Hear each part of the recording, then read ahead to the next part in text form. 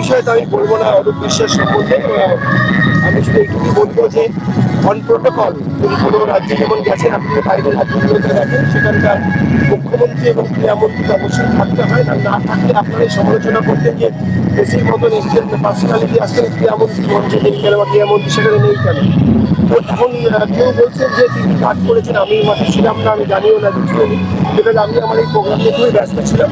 But কালকে যে ঘটনাটা ঘটেছে সেটা হলো খুবই দুর্ভাগ্যজনক। আমার মনে হয় আমাদের আরও বেশি সতর্ক হওয়ার প্রয়োজন ছিল, এবং তিনি অর্গানাইজার, তিনি যদি আরও বেশি গভর্নমেন্টের সঙ্গে বা পুলিশের সঙ্গে অর্গানাইজ করতেন তাহলে আজ এই দুর্ঘটনা ঘটতো না। এবং আমি সেখানে ছিলাম না, কার সেলফি তুলেছেন কি তুলেছেন সেটা আমি বলতে পারবো না।